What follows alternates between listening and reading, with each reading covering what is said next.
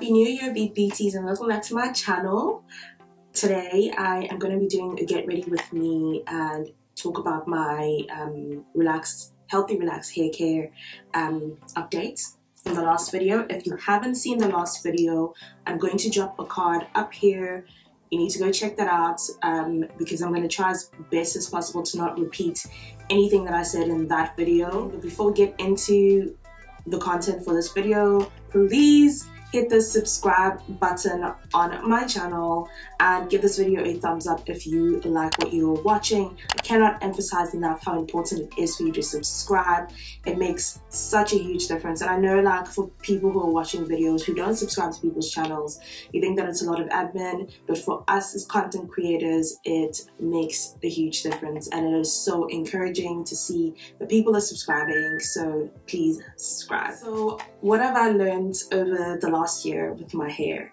I've learned that protective hairstyle makes such a huge difference. If you are taking care of your hair by doing protective hairstyles, your hair will grow, guaranteed. Doesn't matter if your hair is an afro, doesn't matter if your hair is relaxed, your hair will grow, okay?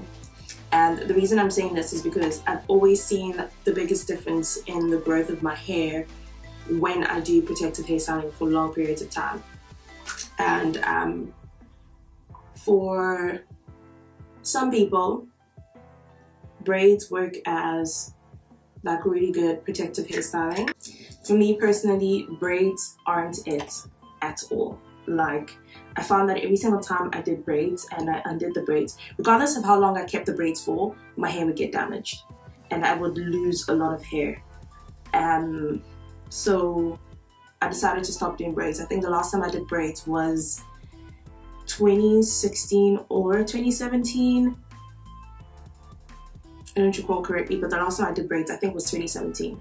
And since then I've just been like, you know what, that is not a good form of protective hairstyling for me, because it actually does more harm than good. Like, yeah, my hair will grow and whatever, but then I will find that I lose a lot of hair, which is counterproductive to what I want, which is like hair growth and length retention.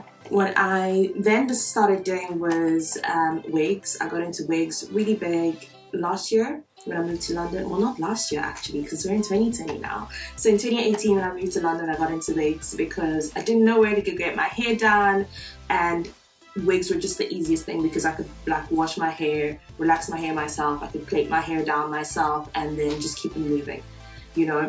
So when I started doing that, I realized that every time I would go for like a good couple of months without with wearing wigs and not like doing too much manipulation to my hair besides just washing it, drying it, and like plaiting it down for the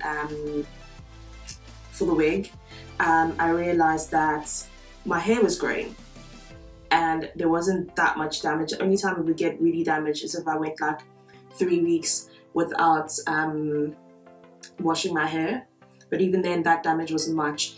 Like, as long as I plaited my hair and right after I washed it, my hair was fine, because your hair is really soft as soon as you wash it, and like all the moisture and everything is still in there. So if you are detangling your hair correctly and then like plaiting it down as soon as you wash it, even when like there's a lot of growth, you'll be fine, because that's what I did.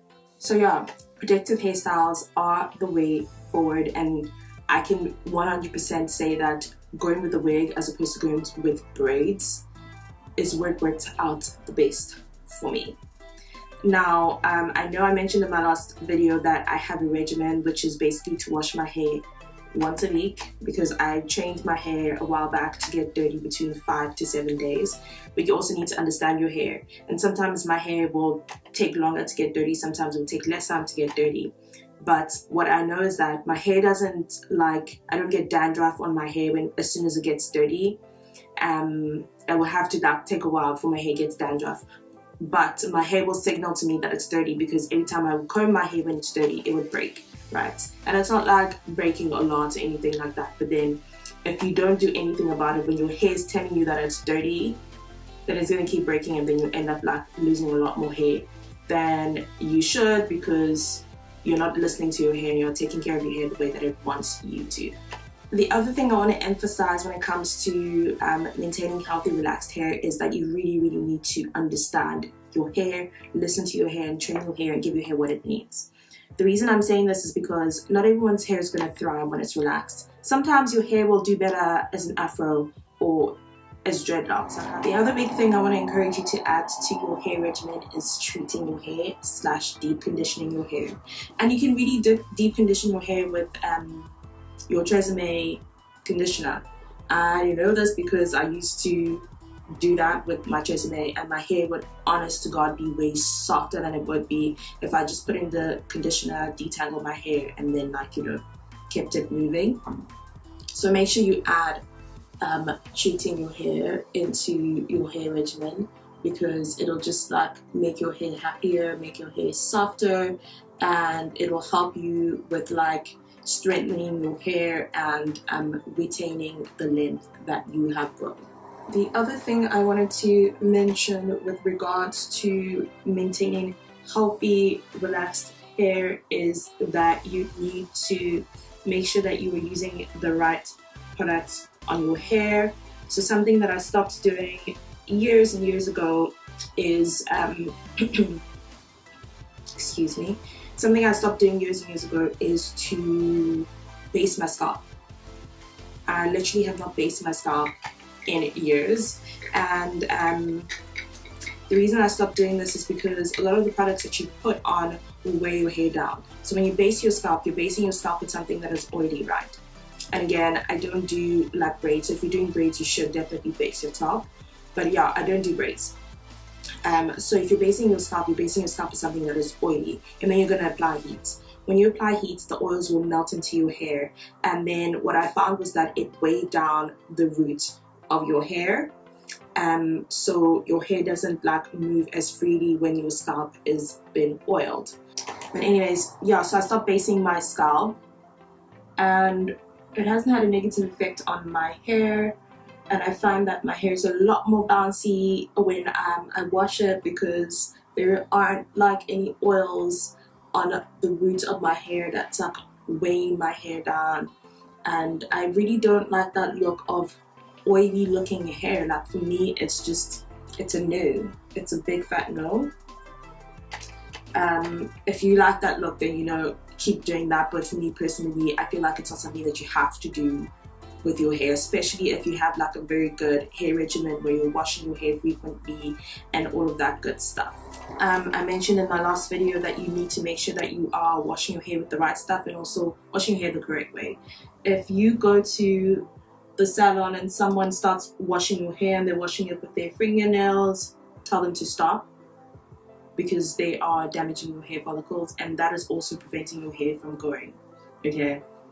Wash your hair, or make sure they're washing your hair with the tip of their fingers and not their nails. You do not need to be scrubbing your hair with your nails or with someone else's nails for your hair to get clean. Your hair will get clean if you're using the right products.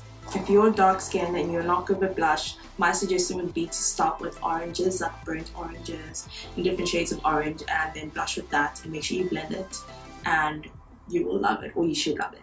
I know I did when I first started blushing.